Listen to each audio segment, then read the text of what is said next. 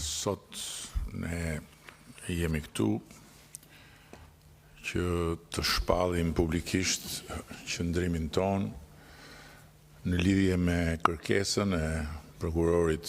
special për të autorizuar kufizimin e lirisë së Belinda Ballukut. Ndaj saj është ngritur një akuzë që në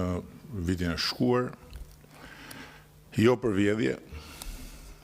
jo për korrupsion dhe gjësendi tjetër të lidhur me ndonjë sken krimi apo flagrancë në kryerjen e një vepre të rëndë penale, po vetëm për dyshimin e arsyeshëm se në cilësinë e ish-ministres infrastrukturës dhe energjisë ka kryer veprën penale pa barazi në tendera publik. 6 vite më parë, bazuar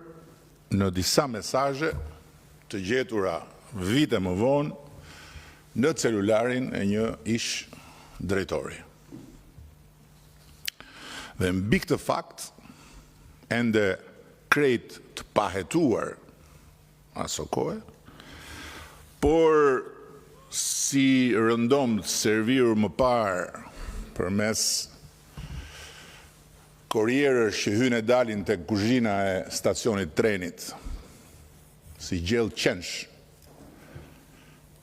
në 700 tenxheret e gjyqit politik dhe mediatik, u vendos fillimisht me një turavrap të pakuptueshëm nga prokurori dhe gjykatësi i seancës paraprake, pezullimi i antares së kabinetit qeveritar. Një masë absurde që siç e kemi shpjeguar më parë, pezulloi faktikisht funksionin, jo thjesht personin. Prandaj edhe nuk ka ndodhur kurrë dhe askund tjetër në botë një budallëk i kësaj natyre. Pastaj, pa pritur fare përfundimin e procesit, të hapur prej nesh në gjykatën kushtetuese,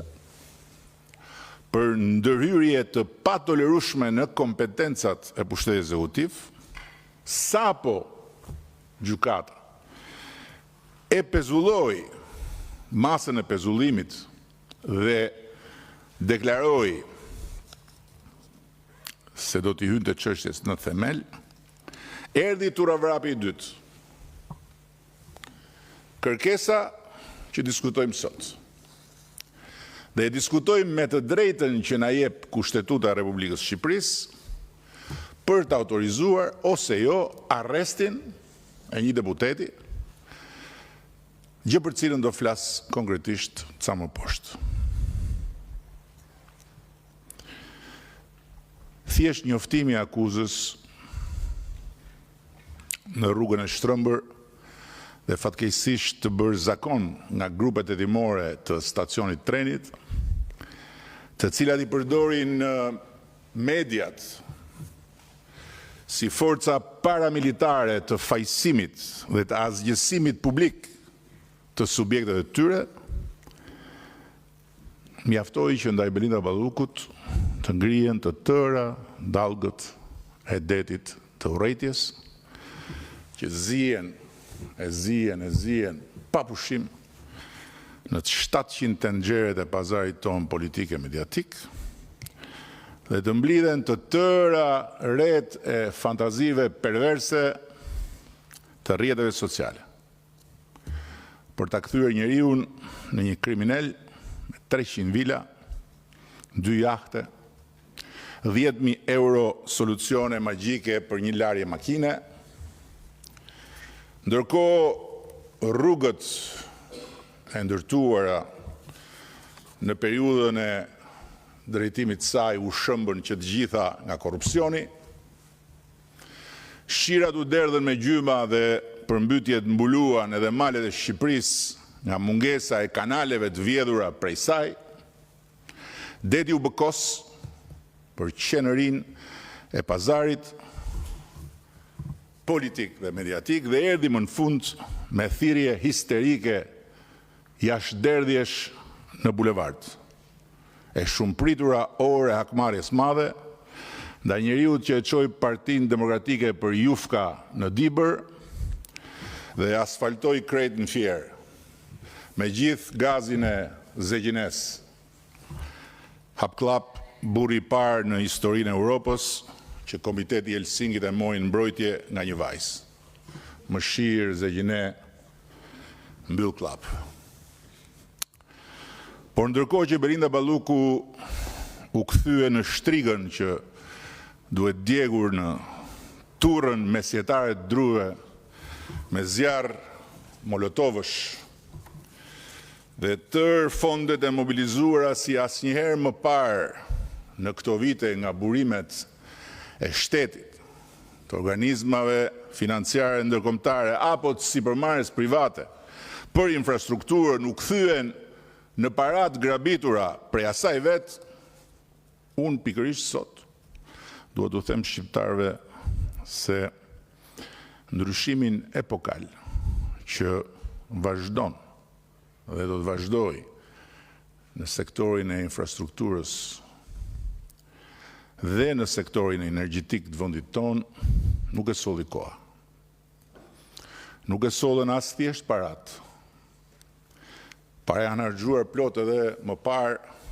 për ato rrugët e lëna rrugëve. Nuk e solli askush dhe asgjë tjetër. Përpos votës tyre për këtë parti, për qeverinë e kësaj partie, ku bën pjesë edhe Belinda Balluku si antare e kryesisë Partisë Socialiste, si një ndër njerëzit tanë më të votuar dhe më të mbështetur nga zgjedhësit, e cila për 6 vjet me radhë drejtoi Ministrinë e Infrastrukturës dhe Energjisë, duke punuar pa orar, luftuar pa rezervë për të realizuar në afat dhe në cilësi objektivat ambicioz programit tonë qeverisës, mes 1001 vështirësish në këta 2 sektorë që e kanë vuajtur gjatë prapambetjen historike për shumë arsye. E di që edhe këtu mes nesh ka disa që mendojnë se fitoret shëmbullore elektorale të Belindës dhe skuadrave të udhëhequra prej saj në territor burojnë nga fuqia e pushtetit që ajo kishte. Kjo mbetet për t'u parë në zgjedhjet e afërta vendore në qarkun e Fierit, ku ajo do të vazhdojë të drejtojë qarkun dhe nuk do të jetë më në asnjë pushtet ekzekutiv. Por ajo që unë di me siguri është një gjë tjetër, se pak kush nga ne këtu i mban si Belinda Balluku kontaktet me territorin, duke shkuar rregullisht në zonat që mbulon si drejtuese politike. Nuk kam fare në plan ta shpall as hero dhe as viktim Belindën sot, dhe uroj që në hetimin e çështjes për të cilën ajo akuzohet se ka kryer një vepër penale, prokuroria të shterojë çdo pistë që mund të çojë tek korrupsioni. Sepse në fund të ditës gjithkush pas të 18-ave varet vetëm nga këmbët e veta, me ligj dhe me zakon. Ndërkohë që unë si kryeministër, ndryshe nga sa mendojnë dhe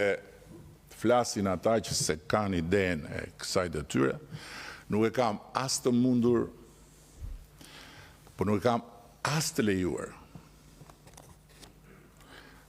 qoftë nga ligji e qoftë nga zakoni, që t'i mbaj pishën asnjë bashkëpunëtori. Nuk kam ndërmend as t'ju them aq më tepër juve që e njihni më mirë se të tjerët, që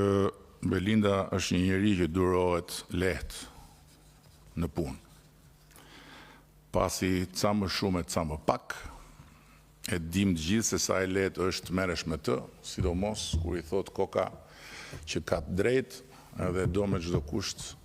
që të dalë vetja. Nuk kam jo e jo ndërmend ta shpallë të pafajshme, për çka akuzohet, apo të shkel për të vijën e kuqe, të cilën e kam vizatuar